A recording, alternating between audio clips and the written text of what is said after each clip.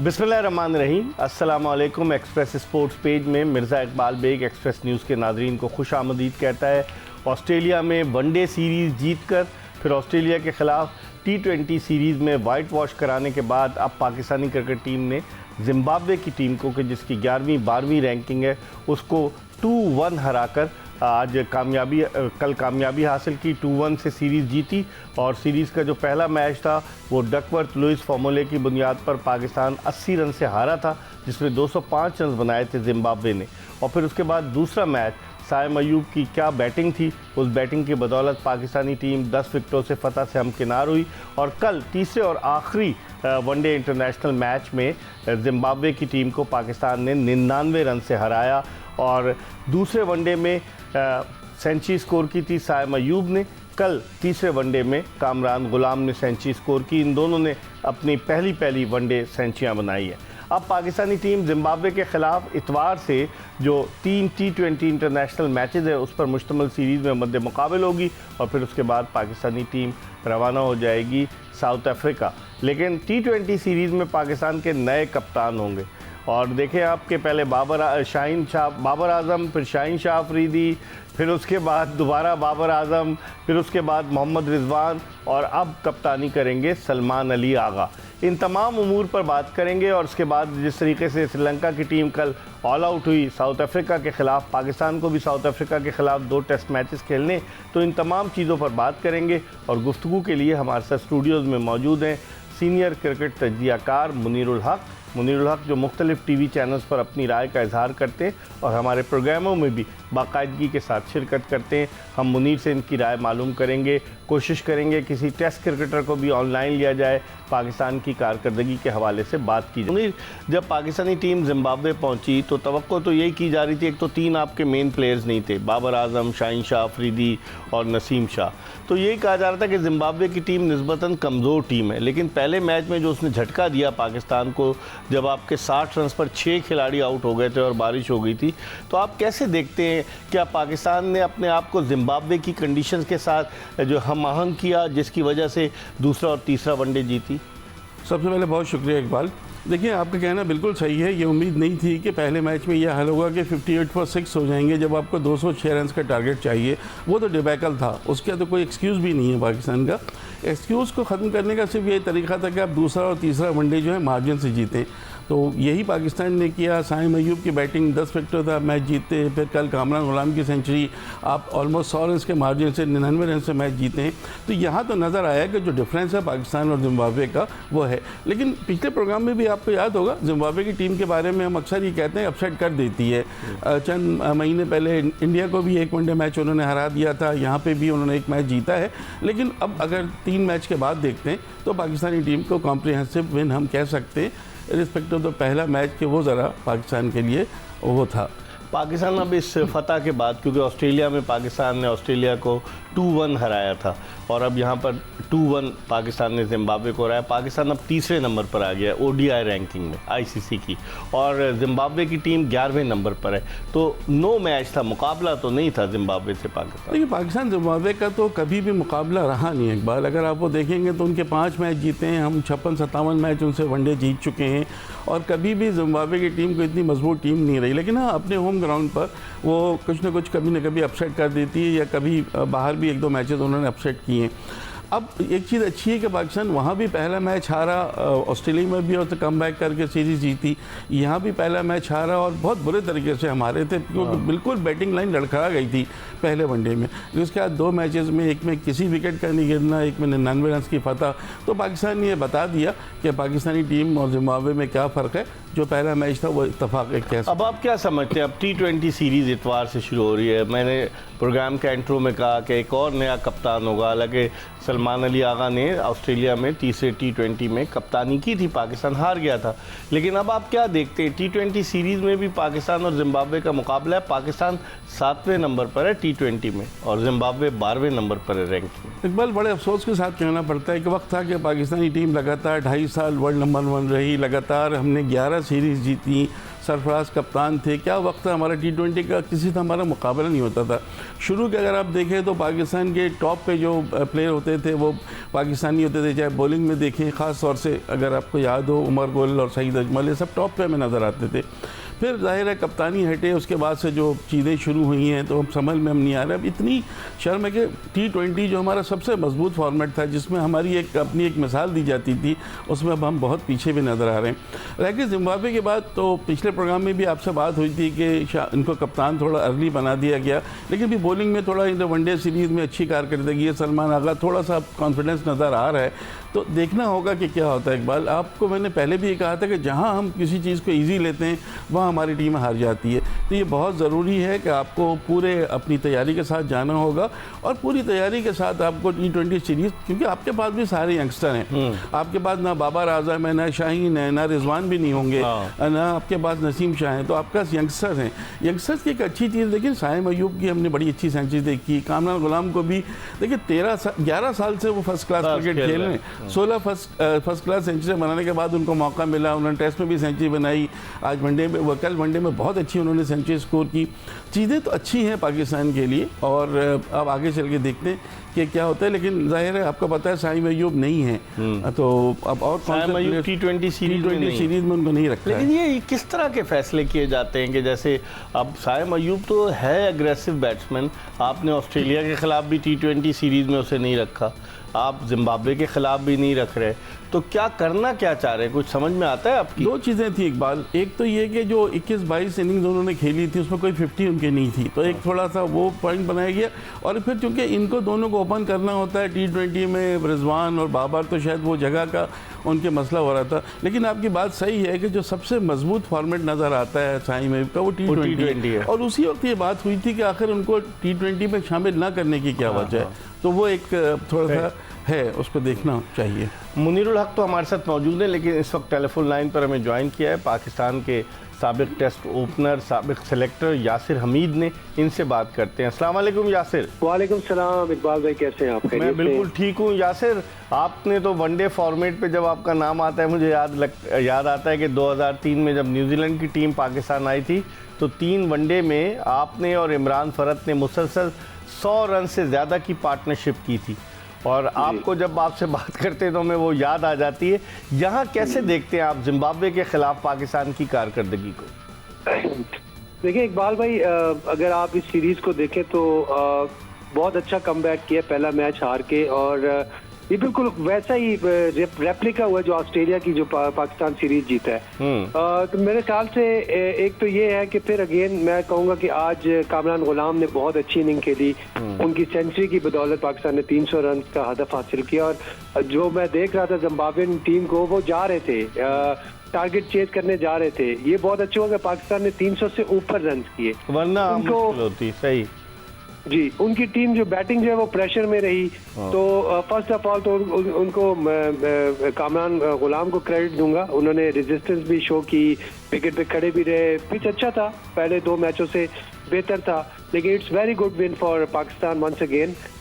इससे moving forward towards ICC champion trophy, ये जीत जो है ये बहुत हेल्पफुल होगी पाकिस्तान को बिल्टअप करने के लिए, टीम बिल्टअप करने के लिए। मेरे ख्याल से अब रिजवान के पास भी ऑप्शंस जो है वो क्लियर हो रहे हैं। इब्रार अहमद के आने के साथ थोड़ा सा हमें एक और ऑप्शन मिल गया कि यार एक रिस्ट स्पिनर जो है जिसकी कमी महसूस हो रही थी, तो वो उन्होंने अच्छा परफॉर्म किया, आज आउट भी किए हैं। कामरान गुलाम ने भी बॉलिंग की है, तो ये चीजें अच्छी हो रही है, पॉजिटिव्स हो रहे हैं। I guess it will be very good for. लेकिन आप क्या समझते हैं कि अब 1 डाउन पोजीशन पर अब कामरान गुलाम खेलेंगे जब बाबर आजम वापस आ जाएंगे पाकिस्तानी टीम में? आज तो 1 डाउन पे कामरान गुलाम आए, पहले तो रिजवान भी ऊपर आया करते थे, क्या मसला हल हो गया है 1 डाउन का, या कामरान गुलाम और नीचे आएंगे अब? नहीं, आई थिंक ये तो अब मेरे ख्याल से दोबारा इसको देखेंगे। बाबर जो है वो मेरे ख्याल से ओपन करना चाहिए उनको चैंपियन ट्रॉफी में, वनडे में अच्छा सॉरी वनडे में। हाँ, वनडे में हाँ बिल्कुल नहीं, ऑप्शन हो गई है ना। अब देखिए कामरान गुलाम इज अ न्यू कमर और बहुत अच्छी परफॉर्मेंसेस दे रहा है, ये मिडिल ऑर्डर में एक अच्छी एडिशन है एक कामरान की।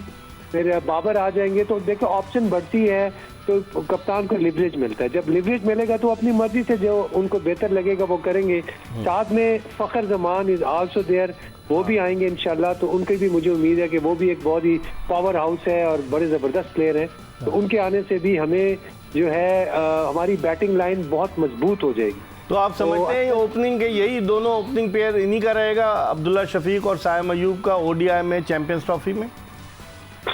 जी बिल्कुल इन्हीं का रहना चाहिए। थोड़ा सा मैं समझता हूँ कि डोमिनेट कर रहे हैं, बहुत ज़बरदस्त डोमिनेट कर रहे हैं साइम अयूब, और थोड़ा सा अपनी जो है स्ट्रेटजी अब्दुल्ला शफीक को थोड़ी सी चेंज करनी पड़ेगी, उनको कॉम्प्लीमेंट करना पड़ेगा। जिस तरह वो खेल रहे हैं, साइम अयूब जिस तरह खेल रहे हैं, तो उनको भी कॉम्प्लीमेंट करना पड़ेगा।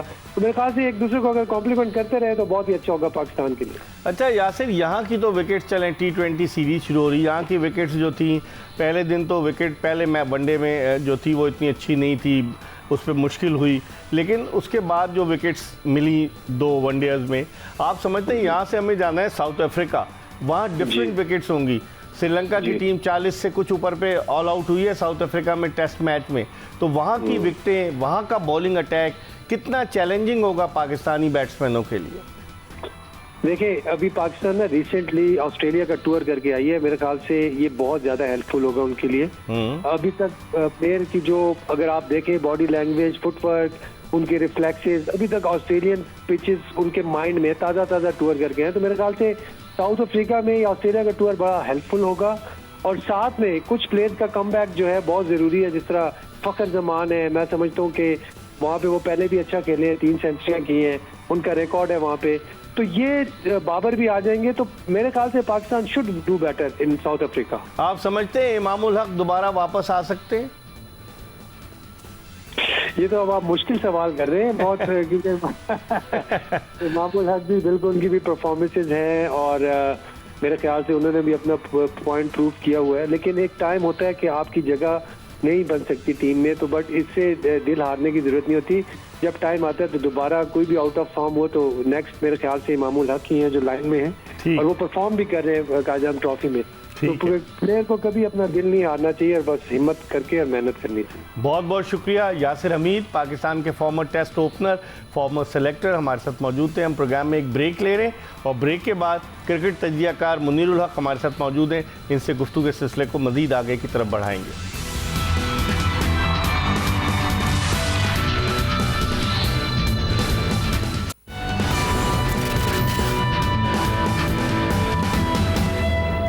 ब्रेक के बाद एक मरतबा फिर क्रिकेट तजियाकार मुनीरुल हक के साथ एक्सप्रेस स्पोर्ट्स पेज में आपको खुशामदीद कहते हैं। हम बात कर रहे हैं पाकिस्तान जिम्बाब्वे सीरीज़ के हवाले से। वनडे सीरीज़ तो अब अपने अख्तिताम को पहुंची और T20 सीरीज़ का आगाज़ इतवार को हो रहा है, लेकिन वनडे सीरीज़ के हवाले से अगर हम बात करें, मुनीर, साइम अयूब ने अपने आप को बड़ा ग्रूम किया है, वरना कुछ लोग तो पीछे लग गए थे कि साइम अयूब को बाहर कर दें।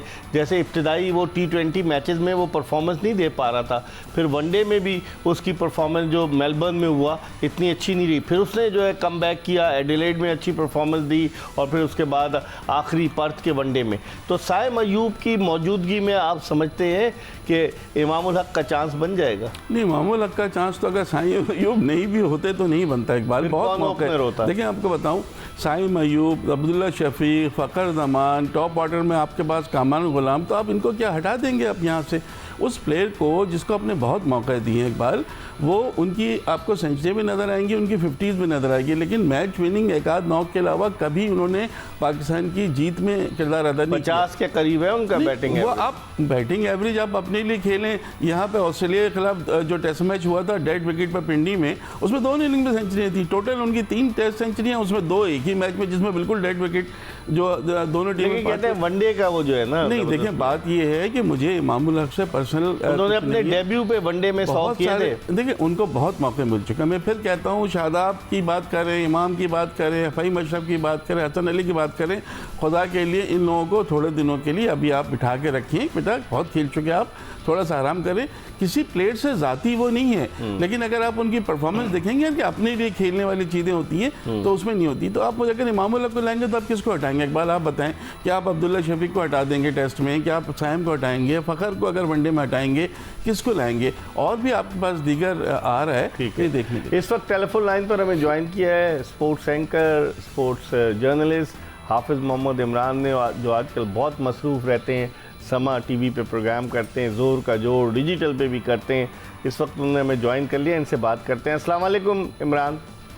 वालेकुम अस्सलाम बेग साहब, आपका बहुत शुक्रिया बेग साहब। अच्छा, ये बताइए, आपकी आवाज़ से भी थकन के आसार नुमाया हैं, ये बताइए जो कल मैच हुआ पाकिस्तान का और जिम्बाब्वे का, उसके हवाले से हम बात कर रहे हैं कि पाकिस्तान और जिम्बाब्वे की सीरीज़ के हवाले से आप क्या समझते हैं? अब रिजवान वापस आ रहे हैं और कप्तानी करेंगे सलमान अली आगा। सलमान आगा को कप्तान बनाने का फैसला आप किस निगाह से देखते हैं? देखिए बेग साहब, ये काफी सोच विचार इन्होंने की होगी, कुछ मुस्तकबिल की चीजें सामने रखते हुए। वो तो उनके बारे में तो जब वो कनेक्शन कैंप में शिरकत की थी ना उन्होंने, तो वहीं से ये एहसास हो गया था कि पाकिस्तान क्रिकेट बोर्ड के फैसला साज उनके बारे में जरा मुख्तलिफ अंदाज में सोचे हैं। आप उनको मौका मिला है, वो किस तरीके से इस टीम को चलाते हैं और किस तरीके से वो परफॉर्म करते हैं, उनके लिए सबसे ज्यादा अहम होगा कि क्या वो अपनी जाती कारकर्दगी की बुनियाद पर टीम में प्लेइंग 11 में जगह बरकरार रखते हैं या नहीं रख पाते हैं। क्योंकि किसी भी कैप्टन के लिए सबसे ज्यादा अहम यही होता है कि वो अपनी कारकर्दगी से मिसाल कायम करे। कम अज कम जब वो खिलाड़ियों से तकाजा कर रहा होगा, मुतालबा कर रहा होगा बेहतर कारकर्दगी का, तो कोई उसकी तरफ उंगली नहीं उठा पाएगा कि जनाब आप बताएं, आपने भी तो कुछ नहीं किया ना।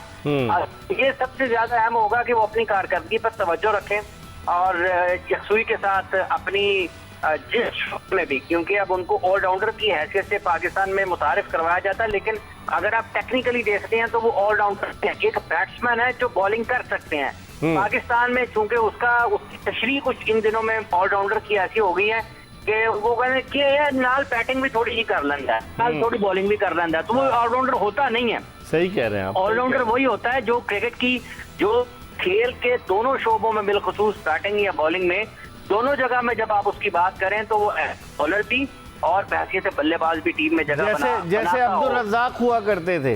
अब्दुल रज़ाक थे, अब्दुल रज़ाक आप देख लें, इमरान खान देख लें, कपिल देव देख लें, आप ऑलराउंडर्स में आप एंड्रू फ्लिंटॉफ को देख लें, तो अभी हार्दिक पांड्या को देख लें इंडिया में। तो ये वो लोग हैं जो खेल के दोनों शोबों में आपके लिए, अगर आप 50 ओवर की क्रिकेट खेल रहे हैं तो 10 ओवर पूरे करते हैं। अगर आप T20 खेल रहे हैं तो 4 ओवर्स के बैट्समैन हैं और 4 ओवर्स के बॉलर हैं। और अगर आप बैटिंग के लिए तरफ जाते हैं तो आपको दोनों फॉर्मेट्स में वो बैटिंग के शोबे में भी एक मुस्तनद बल्लेबाज की हैसियत से आपको सामने खड़े नजर आते हैं। अच्छा, अब आप क्या देखते हैं? हम 2 सीरीज जीत गए वनडे की, अब चैंपियंस ट्रॉफी 19 फरवरी से शुरू होगी, जो भी फैसला होगा वो तो पता चल जाएगा आज। लेकिन चैंपियंस ट्रॉफी के हवाले से अब पाकिस्तान को जाकर 3 वनडे खेलने साउथ अफ्रीका में, और फिर उसके बाद पाकिस्तान की ट्रायंगुलर सीरीज़ है साउथ अफ्रीका और न्यूजीलैंड के साथ पाकिस्तान में। तो आप देखते हैं कि अब टीम गियर अप हो रही है रिजवान की कप्तानी में। जो हमने 18 जून 2017 को चैंपियंस ट्रॉफी जीती थी सरफराज अहमद की कप्तानी में, तो आपको लग रहा है कि पाकिस्तानी टीम चैंपियंस ट्रॉफी में अच्छा परफॉर्म कर सकती है जो मौजूदा कारकर्दगी को देखते हुए? एक साल जरा मुश्किल है उस कारकर्दगी को दोहराना। उस 17 वाली टीम में बहुत सारे खिलाड़ी ऐसे थे जो कि अपनी नौउम्री में थे और ऊपर जा रहे थे करियर में, एक उड़ान भर रहे थे। आज वो हालात नहीं है पाकिस्तान की टीम के। कुछ जरूर हैं नए खिलाड़ी आज भी, लेकिन उस वक्त में अगर आप सलाहियत के एतबार से और तवानाइयों के एतबार से देखते हैं तो हालात मुख्तलिफ थे। आज मजमूई तौर पर पाकिस्तान क्रिकेट टीम की कारकर्दगी, मतलब आप उसको कहते डगमगाती हुई नजर आती है, उसमें तसलसल नहीं है। बिल्कुल। मतलब हारने पर आते हैं तो 60 पर 6 आउट करवा लेते हैं जिम्बाब्वे के खिलाफ भी। सही कह रहे हैं। ये हमें 2017 में पाकिस्तान के पास आप देखें जो कंडीशंस जिनमें मैच हुआ, हसन अली बड़ी शानदार फॉर्म में थे, मोहम्मद आमिर अपने करियर में उस शानदार खेल का मुजाहरा कर रहे थे, मोहम्मद हफीज एज की उस साइड पे थे, पाकिस्तान के लिए रन किए, जुनेद खान को आप देख लें, अपनी कारकर्दगी, फखर जमान को आप देख लें, उनकी करियर का शुरुआत की आगाज था।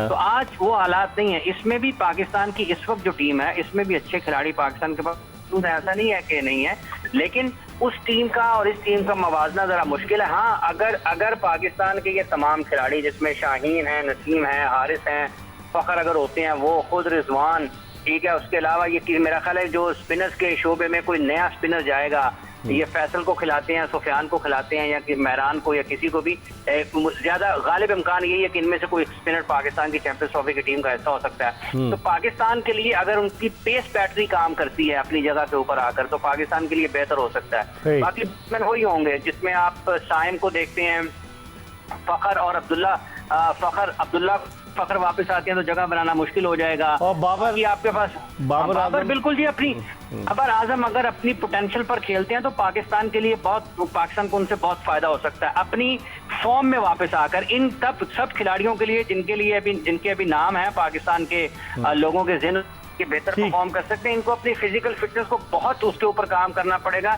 जितने मजबूत हो जाएंगे फिजिकली उतने ज्यादा पाकिस्तान के लिए ये बेहतर परफॉर्म करने की इनमें चूंकि अपने मुल्क में खेलना है इनको बहुत बेहतरीन क्रिकेट खेलना पड़ेगी, वरना ये चैंपियंस ट्रॉफी के जो वक्त होगा ना इनके लिए लोगों मुश्किल कर देनी है इनके लिए, बहुत मुश्किल होगा। आप हमारे साथ टेलीफोन लाइन पे रहिएगा क्योंकि हम एक ब्रेक की तरफ जा रहे हैं और ब्रेक के बाद वापस आएंगे तो क्रिकेट तज्जियाकार मुनीरुल हक हमारे साथ स्टूडियोज में मौजूद हैं।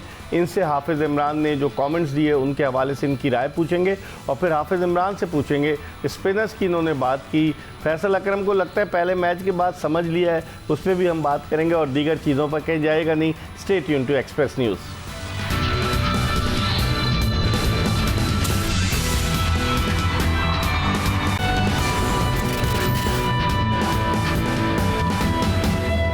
Welcome back after the break. आप देख रहे हैं एक्सप्रेस स्पोर्ट्स पेज और हम बात कर रहे हैं पाकिस्तान जिम्बाब्वे सीरीज़ और पाकिस्तान के आने वाले असाइनमेंट्स के हवाले से, ख़ास तौर पर वनडे इंटरनेशनल क्रिकेट में, क्योंकि अब पाकिस्तानी टीम जिम्बाब्वे को हराकर आईसीसी की ओडीआई रैंकिंग में नंबर 3 टीम हो गई है, क्योंकि ऑस्ट्रेलिया को उसने हराया था जिसकी वजह से पाकिस्तान की रैंकिंग इंप्रूव हुई। हमारे साथ टेलीफोन लाइन पर लाहौर से मौजूद हैं स्पोर्ट्स एंकर, स्पोर्ट्स जर्नलिस्ट हाफिज़ मोहम्मद इमरान, जबकि स्टूडियोज़ में हमारे साथ मौजूद हैं सीनियर क्रिकेट तज्जियाकार मुनीरुल हक।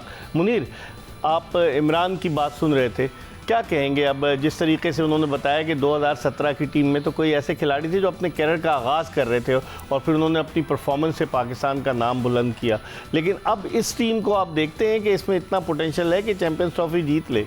एक बार दो चीज़ें, एक तो उस वक्त जिस तरह अभी हाफिज़ इमरान कह रहे थे ना कि कुछ खिलाड़ियों का जो है वो बिल्कुल नए थे उस वक्त, हसन अली की परफॉर्मेंस देखें, शादाब की परफॉर्मेंस देखें, एक्स्ट्राऑर्डिनरी परफॉर्मेंस थी इनकी उसमें 2017। अब वो प्लेयर इस वक्त अपनी कप्तान भी बड़ा ज़बरदस्त था, सरफराज अहमद। कप्तान की तो खैर बात ही, तो हम पहले भी बात कर चुके हैं T20 में जो उनकी कप्तानी में हमने फतवात लिए, तो वो तो बिल्कुल।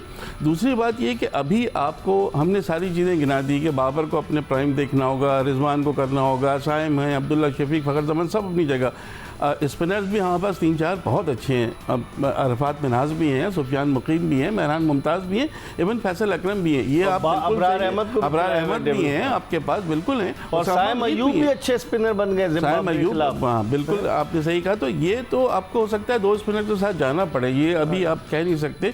लेकिन मेन चीज़ अभी भी इकबाल जो हम डिस्कस करना रह गया वो हमारे जो फास्ट बॉलर्स हैं, शाहीन शाह अफरीदी को क्या हो गया है, नसीम शाह के फिटनेस को क्या हो गया है, क्या हारिस रऊफ के लिए सिर्फ ऑस्ट्रेलवी विकटें हैं, क्या दूसरी जगह पे पाकिस्तानी विकटों पे या जहाँ पे भी मैचेस होते हैं तो उन विकटों पे हमारे फास्ट बॉलर, ये बहुत बड़ा हमारे लिए इम्तहान, ये तीनों फास्ट बॉलर की फिटनेस प्लस हमारे उन बैट्समैनों का जिन पे हम बड़ा डिपेंड कर रहे हैं, बाबर हो जाएँ, रिजवान हो जाएँ, साइम हो जाएँ, फ़खर हो जाएँ, कामरान गुलाम हो, कोई भी हो, इन सबको। आगा सलमान की जो अभी आपने बात की ना, आगा सलमान की जो एक चीज़ है, आगा सलमान का पोटेंशियल क्या कोई नहीं, लेकिन जो पिछले प्रोग्राम में बात हुई थी कि उनको कप्तान बना दिया गया, उन्होंने कोई T20 नहीं खेला था और काफ़ी नर्वस नज़र आ रहे थे अगेंस्ट ऑस्ट्रेलिया जो पहले मैच में कप्तानी की थी।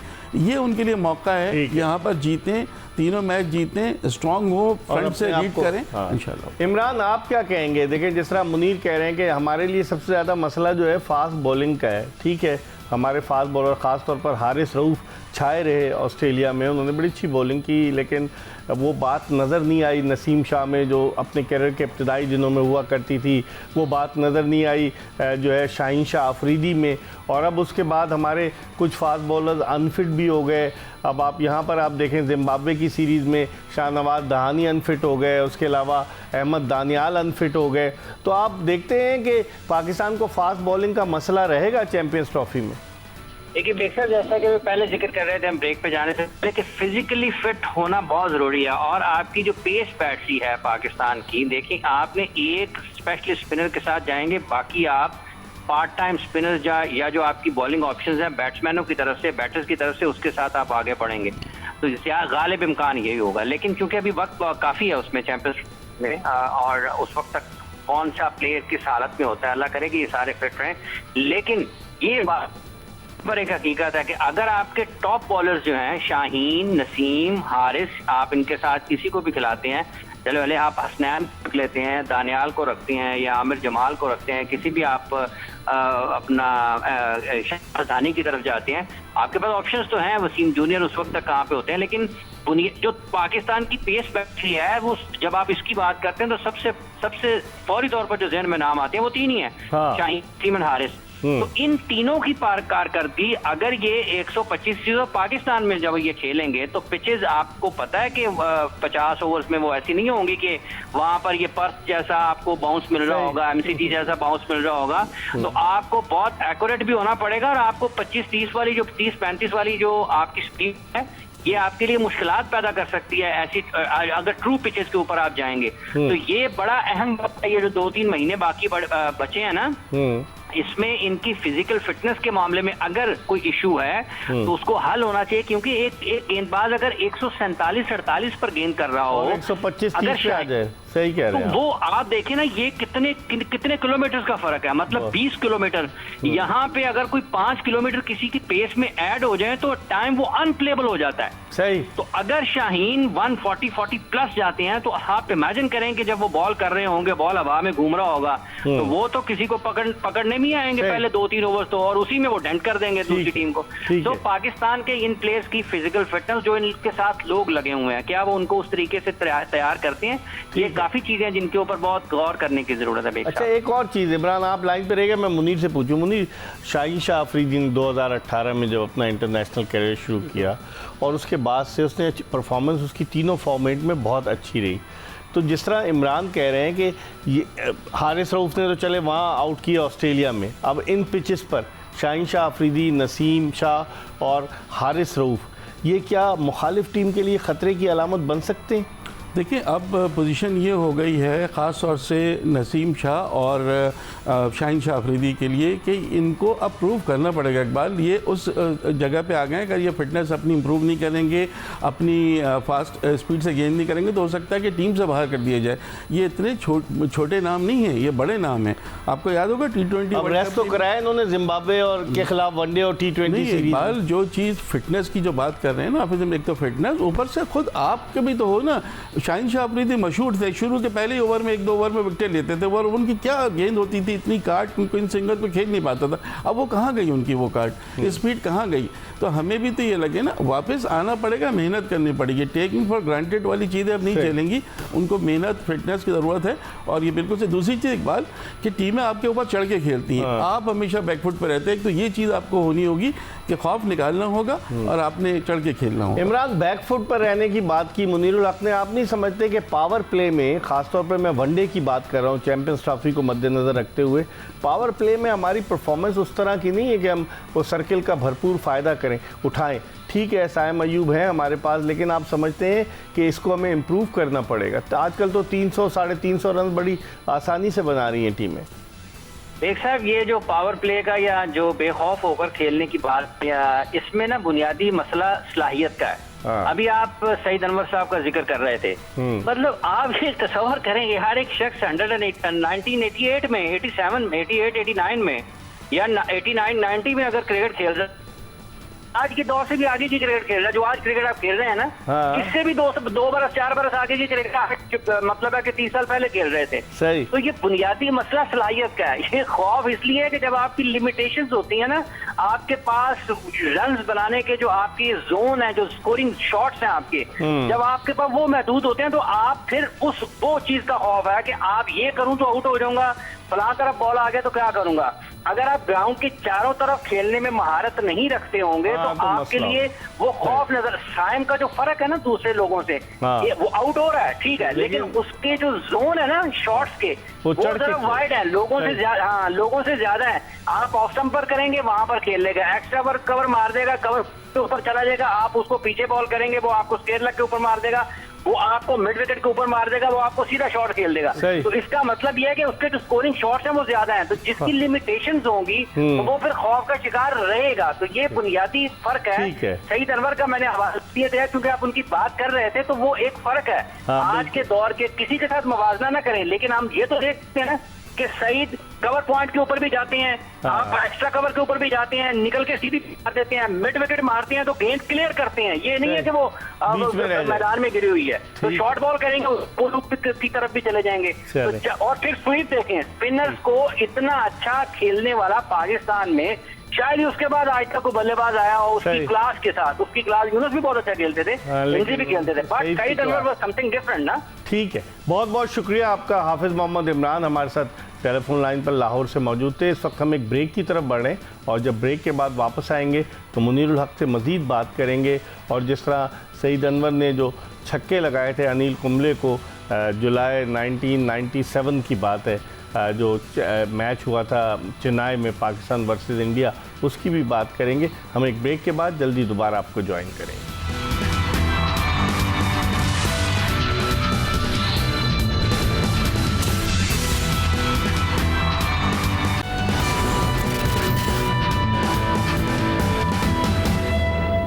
ब्रेक के बाद एक मरतबा फिर सीनियर स्पोर्ट्स तजियाकार, क्रिकेट तजियाकार मुनीरुल हक के साथ शो में आपको खुशामदीद कहते हैं। ब्रेक पर जाने से कबल हम बात कर रहे थे हाफिज़ मोहम्मद इमरान से, स्पोर्ट्स एंकर, स्पोर्ट्स तजियाकार। वो बता रहे थे सईद अनवर के हवाले से और दीगर हवाले से। लेकिन मुनीर, अब जो असल मसला है आपके पास, अब आपके पास 3 वनडे हैं साउथ अफ्रीका के अगेंस्ट और फिर जो ट्राई सीरीज़ है उसमें, और उसके बाद फिर चैम्पियंस ट्रॉफी है। तो अब आप वक्त कम है, आप समझते हैं कि स्पिन बॉलिंग की अगर मैं आपसे बात करूं तो आप समझते हैं कौन सा स्पिनर, अबरार क्या मुस्तकिल मेंबर बन जाएंगे 15 रुकनी स्क्वाड के चैम्पियंस ट्रॉफी के लिए, या फैसल अकरम या सुफियान मुकीम या वो दूसरे अरफात मिनाज और फिर मेहरान मुमताज़ हैं? आपकी क्या राय? देखिए, अबरार तो जिस तरह की परफॉर्मेंस उनकी है और एक अरसे से टीम के साथ रहे, T20 वर्ल्ड कप में भी थे, इंग्लैंड के दौरे में नहीं खिलाया उनको, बिल्कुल आपकी बात सही है, लेकिन वो टीम के साथ एक थे, तो वो तो एक परमानेंट मेंबर होने चाहिए। अगर वो फिटनेस, उनकी फिटनेस का इशू रहता है इकबाल, माइंड यू कि ज़रा सा उनको फिटनेस पर ध्यान देना होगा। तो याद है आपको मुल्तान टेस्ट में भी वो बीमार हो गए थे, जिसकी वजह से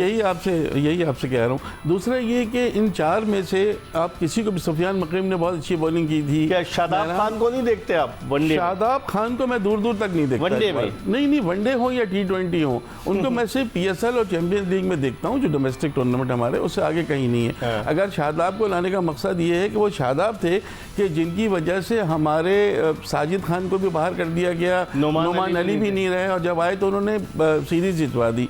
वो शादाब हैं कि अगर आप पिछले 1 साल से उनके इंटरनेशनल क्रिकेट की परफॉर्मेंस देखें तो वो ना बैट्समैन है ना वो बॉलर हैं, कुछ भी नहीं है, उनसे कुछ नहीं हो रहा था, लेकिन हर मैच खेल रहे थे। तो प्लीज़ जो भी अरबाब इख्तिदार हैं जो हैं, उनसे मैं यही रिक्वेस्ट है कि खुदा के लिए से करें ना रिक्वेस्ट। नहीं, मैं जो भी हैं आपके प्रोग्राम की तरह रिक्वेस्ट करना चाहता हूँ, भाई हमारे दूसरे जो स्पिनर्स हैं, उसामा मीर भी हैं, 4 ये हैं, तो हम भूल गए। वही मैं आपसे कह रहा हूँ कि हमारे पास कमी नहीं है, माँ सदाकत एक हैं, लेकिन आपको उनको लाना होगा। इनमें से 1-2 प्लेयर को आप सेलेक्ट कर देखिए। मेहरान मुमताज़ को अपने टेस्ट स्क्वाड में शामिल किया था, खेल नहीं सके। सुफियान मुकीम को मौका मिल गया, फैसल अकरम को मौका मिल गया, अरफात मिनाज को कहीं और मौका मिला है, लेकिन आपको इनको देखना होगा। और अबरार ने वनडे डेब्यू किया है, मैं वही आपसे, मैं अब जाके डेब्यू हुआ। आप ये देखें ना कि कितना, कब 2022 में वो इंग्लैंड के खिलाफ टेस्ट मैच खेले। आप इंग्लैंड इनको ले जाते हैं और शादाब और कहीं से हसन अली आके आयरलैंड में खेल लेते हैं, कभी कुछ हो जाता है, और आखिरी दिन तक सब कहते रहे कि शादाब से ना बॉलिंग हो रही, बैटिंग हो रही, खुदा के लिए उनको ऊपर भेजना शुरू कर दिया था बाबर ने। आप बताएं ना, उनको बैटिंग ऑलराउंडर बना दिया। सबसे ज्यादा हैरत थी कि उनको सुपर ओवर में अमेरिका के अगेंस्ट 1 डाउन बैटिंग के लिए भेज दिया कि ये छक्के लगाएंगे और जितवा देंगे मैच। क्या सोच हो गई है हमारी। बहुत बहुत शुक्रिया मुनीरुल हक क्रिकेट तजियाकार हमारे साथ मौजूद थे। हमें उम्मीद है कि हमारी ये कोशिश आपको पसंद आई होगी। इंशाअल्लाह अगर ज़िंदगी ने वफा की तो अगले शो में फिर आपकी खिदमत में हाजिर होंगे। मिर्ज़ा इकबाल बेग और एक्सप्रेस न्यूज़ की पूरी प्रोडक्शन टीम को इजाज़त दीजिए। अल्लाह हाफ़िज़।